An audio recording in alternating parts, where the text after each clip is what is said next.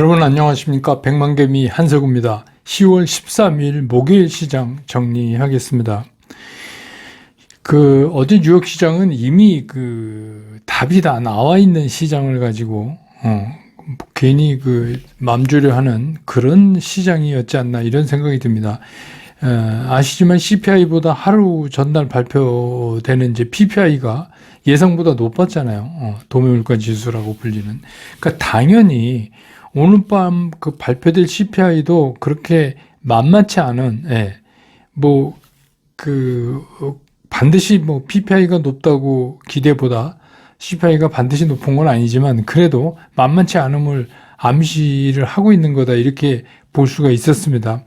근데 이제 어제 공개된 FOMC 회의록에서 아주 많지는 않지만 비둘기파적 소수 의견이 좀 나왔어요. 이걸 가지고 이제 시장이 어떻게 해서든지 불씨를 좀 살려보려고 했던 뉴욕 시장인데 결국은 이제 종가 끝날 무렵에 스스로 이거 안 되겠다 이렇게 해서 혼조 마감하는 그런 이제 뉴욕 시장이었습니다. 코스피 같은 경우도 그냥 깊은 약보합 0.19% 정도 하락한 상태에서 출발을 했지만 이건 그냥 시작에 불과했다. 시간이 지나면서 이제 하락폭이 점점 커졌어요. 그럼 왜 그러냐면 당연히 외국인과 기관이 현재 이렇다 할 시장의 방향을 잡기가 되게 어렵지 않습니까? 오늘 밤에 이제 CPI 발표를 앞두고 또 그게 어떤 의미를 가질 수 있는지 시장에서는 이미 다 알고 있으니까. 그러니까 외국인과 기관은 이제 매도 우위에 계속 섰고, 또 최근에, 계속해서 물량을 팔아오던 기관이 마지막 종가에서 엄청나게, 기관이 종가에서 거의 한 2천억 이상을 종가에 때려버리는 이제 그런 모습을 보였어요. 반면에 이제 기관이 때린 물량을 받은 거는 어디냐면 이제 외국인이 받았어요. 그래서 외국인은 계속해서 마지막 종가 동시효과 들어가기 전까지만 해도 매도 사이드에 있다가 급격하게 매수로 바뀌는 그런 모습을 보였지만 오늘도 저가로 그냥 흘러가면서 시장이 마감되는 거는 마찬가지였다. 이런 생각이 듭니다. 그래서 오늘 이제 코스피에서 외국인은 1924억을 순매수했어요. 결국은 종가에서 이제 그렇게 틀어진 겁니다. 그 다음에 기관은 2996억, 거의 3천억을 순매도했고, 그 다음에 개인은 805억을 순매수를 했습니다. 그래서 오늘 코스피 종가는 2162.87포인트, 그래서 어제보다 1.8%가 하락해서 끝나는 이제 그런 모습을 보여줬고요. 코스닥 같은 경우도, 코스닥은 이제 종가에서 이렇게 큰 변화는 없었지만, 이것도 한 0.34% 정도 낮게 출발을 한 후에, 이것도 외국인과 기관이 하루 종일 팔았습니다. 물론 이제 오후 들면서 종가로 갈수록 매도량을 좀 줄이기는 했지만 이렇게 큰 변화를 나타내기는 좀 어려웠고 그래서 결국은 계속해서 최저가로 이렇게 밀리면서 이렇게 이제 끝나는, 그래서 연중 최저점도 장중에 형성을 하고요. 최저점은 아니고 좀 종가가 비껴나긴 했지만 의미 없는 그런 움직임이었습니다. 그래서 오늘 코스닥에서 외국인은 413억을 순매도했고 기관은 46억을 순매도했고 개인은 299억을 순매수했습니다. 그래서 오늘 코스닥 종가는 651.59포인트, 그래서 어제보다 무려 2.99%나 하락을 하면서 장을 마감을 했습니다. 환율은 오늘 서울 외환시장에서 1431원 30전에 끝났습니다. 그러니까 이렇게 보면 어제 이제 우리가 기준금리를 50bp 올렸잖아요. 그 약발은 이제 다 끝나는 거 아닌가 이런 생각이 들어요. 어제 조금 이제 환율이 좀 우리 쪽에 유리한 쪽으로 움직이는 거는 이제 우리가 기준금리를 올렸기 때문에 그런 거고, 오늘 이제 다시 환율이 위쪽으로 이제 가기 시작했다. 그 다음에 이제 시장에서 시가총액 상위 중에서 외국인들은 오늘 삼성전자, LG에너지솔루션, SK하이닉스, 그리고 SDI, 기아, 셀트리온, 카카오 이렇게 샀어요. 근데 그 삼성전자는 330억, LG에너지솔루션 270억, SK하이닉스는 663억, SDI는 70억, 기아는 248억, 셀트리온 131억, 카카오 49억. 근데 이제 카카오 네이버에 가끔씩 외국인 사는 거는 이게 좋아서 산다기보다는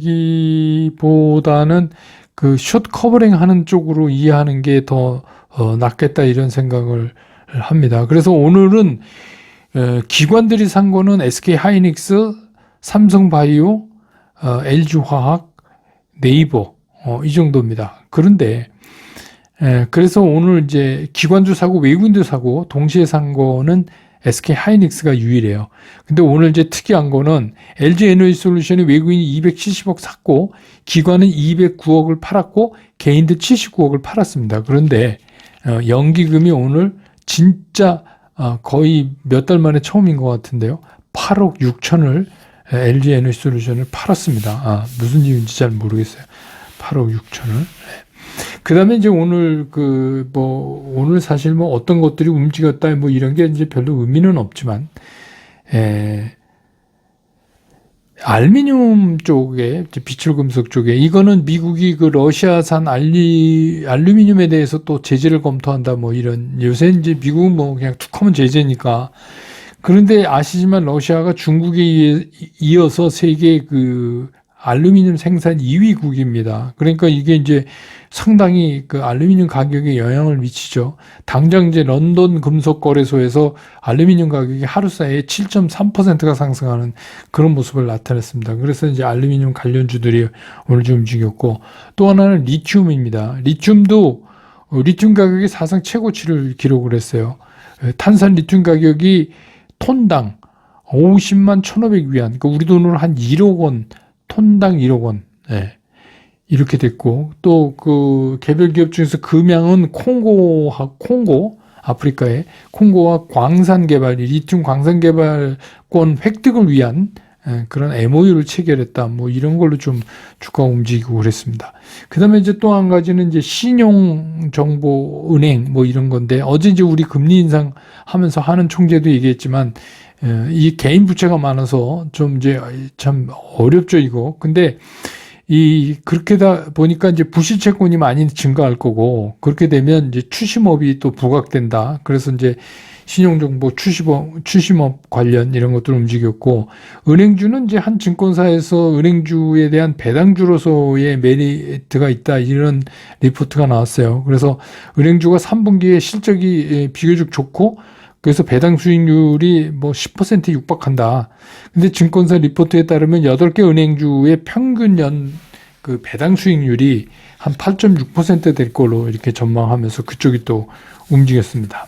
그 다음에 이제 오늘 그 상장 폐지가 아니라 거기서 이제 기가 막히게 살아나온 상장 유지 결정이 내려진 신라젠이 오늘 이제 거래 재개 첫날인데 오늘 이제 급등하면서 상한가, 그래서 1,850원에 마감을 하는 그런 이제 모습을 보였습니다. 이거 정말 한 2년 반 고생하셨는데, 진짜 감회가 새로우실 것 같아요. 그래서 오늘 시장의 특징은 오늘 밤 9시 반에 발표되는 CPI 발표를 기다리면서 그냥 시장이 아무것도 할 수 없었다. 그게 오늘 시장의 특징이다. 이렇게 볼 수가 있겠습니다.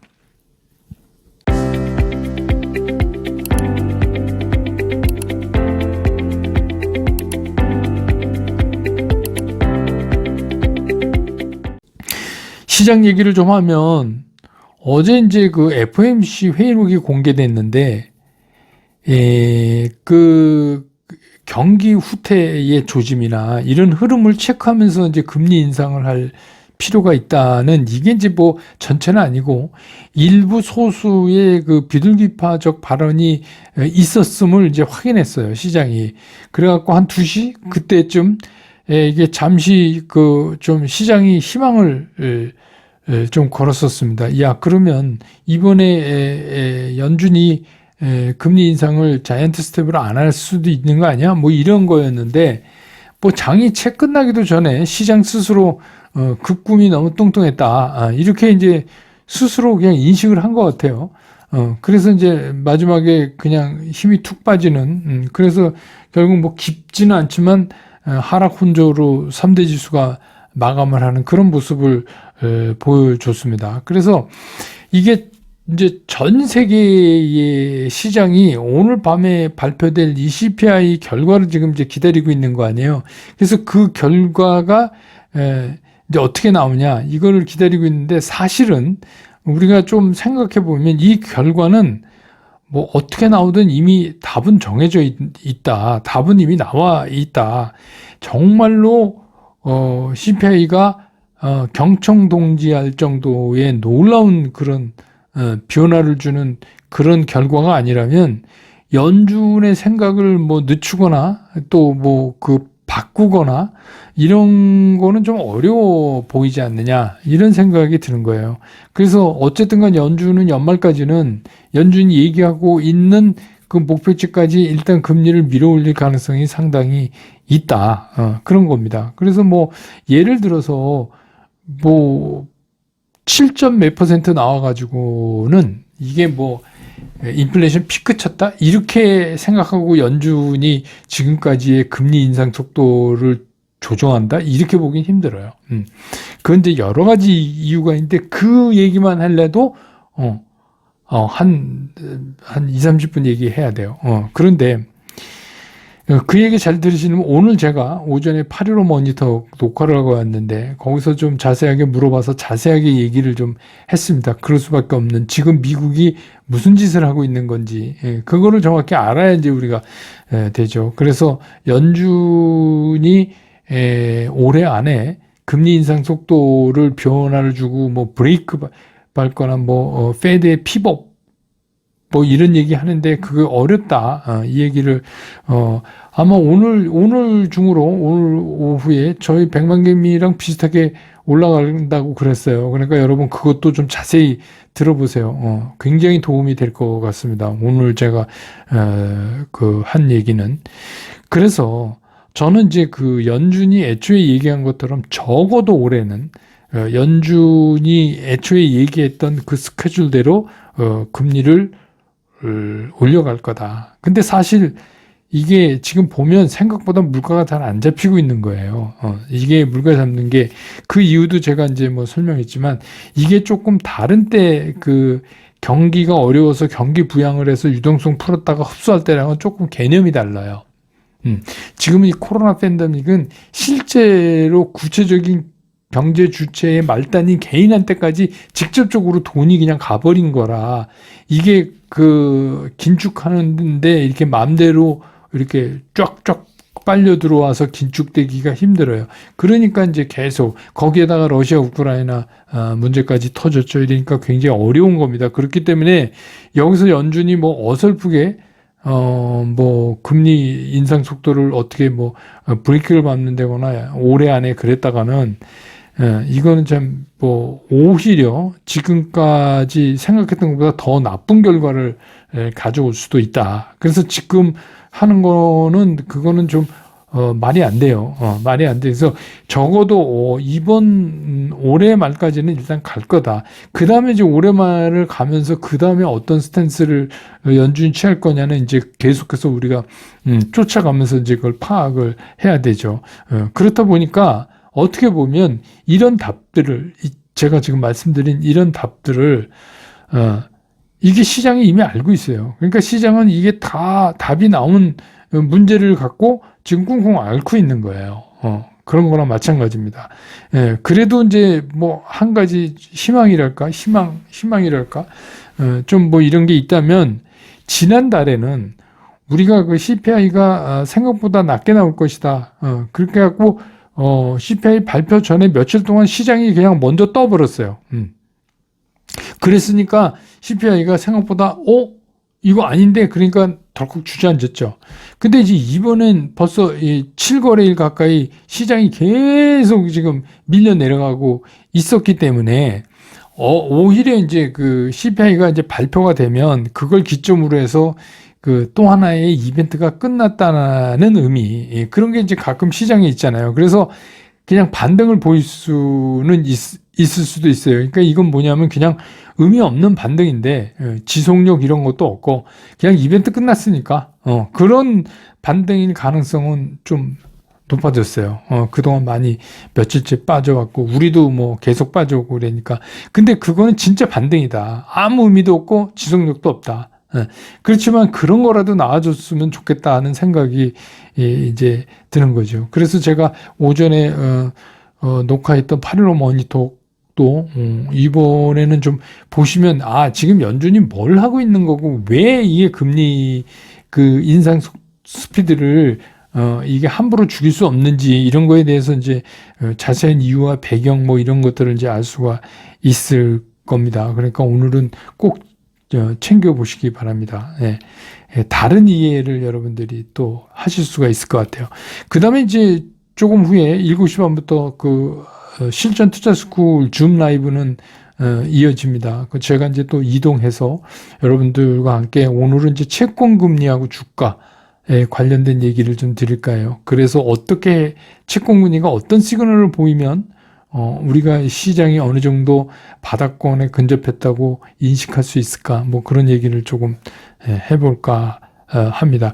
그리고 이제 CPI는 정확하게 얘기하면 우리 시간으로 저녁 9시 반에서 10시 사이에 발표가 돼요. 그러니까 그것도 제가 줌 라이브 끝나고 돌아와서 기다리고 있다가 그걸 여러분들한테 그 커뮤니티 통해서 빨리 알려드리도록 하겠습니다. 그러니까 그렇게 해서 보시면 될 것 같습니다. 그러니까 어차피 이거 지금 우리는 오늘 시장이 이렇게 많이 빠졌지만 사실 이거 의미가 없어요. 이렇게 빠지는 거는 별 의미가 없어요. 뭐 어쩔 수가 없어서 하는 건데. 그러니까 외국인 같은 경우에 오늘 이제 보면은 뭐 이렇게 선택적으로 특히 이제 반도체 쪽 많이 사고 있잖아요. 반도체 쪽을 많이 사고 있어요. 그 다음에 이제 2차 전지. 뭐 이렇게 사죠. 자동차도 이제 이렇게 돌아가면서 사고. 그러니까 외국인들이 10월 들면서 그런 쪽에 집중적으로 사는 거는 이제 되게 간단한 거죠. 환율까지 생각을 하면 삼성전자 기준으로 하면은 지금 되게 싼 거예요. 이거 5만 원 훨씬 미치란 말이에요. 그럼 얼마나 싸요? 반토막 이하로 내려갔는데, 근데 이제 이런 거죠. 어차피 삼성전자가 뭐 이익이 늘었다 줄었다 분기별로 이럴 수는 있지만 돈 못 버는 회사가 아니잖아요. 그리고 이제 그 TSMC에서는 좀 TSMC는 요새 보니까 팔더라고요. 그런데 이제 삼성이나 SK 하이닉스 하는 거 보면 아무래도 이제 그 대중국 관련된 대만의 지정학적 리스크 뭐 이런 거 등등 해서 한국 쪽으로 더 신경을 쓰는 것 같다. 그러니까 여러분 이제 지금 생각해서 지금은 그러니까 삼성전자, SK 하이닉스 힘들다고 막 파실 때는 아니에요. 이게 이제 나중에 언젠가는 오겠지만 시장에 돌아서서 막 올라갈 때 보면 또 외국인들 그동안 사놨던 거 또 던지겠죠 우리한테. 그러면서 그때는 또 환율이 떨어져 있으니까 얘네는 환차 먹고 시세차익 먹고 뭐 이런 거죠. 그러니까 똑같은 게 반복되는데 우리가 계속 거기에 끌려 들어가는 거죠. 그래서 이제 거듭 말씀드리지만 힘들지만 지금은 팔 때는 아니다. 그런 말씀을 드립니다. 오늘 시장 정리 이렇게 하고 내일 참 벌써 또 금요일이에요. 장은 힘들어도 시간은 가는데 내일 장 끝나고 저는 다시 여러분 곁으로 돌아오겠습니다. 여러분 고맙습니다. 투자스쿨에서 여러분들한테 전달해 드릴 메시지는 최종적으로 간결하다, 쉽다, 치우침이 없다. 이거를 제가 여러분들한테 강조를 드리는 거예요. 저는 앞으로 이제 여러분들과 함께 이렇게 하려고 합니다. 여러분과 함께 성공 투자로 갈 수 있으면 좋겠습니다.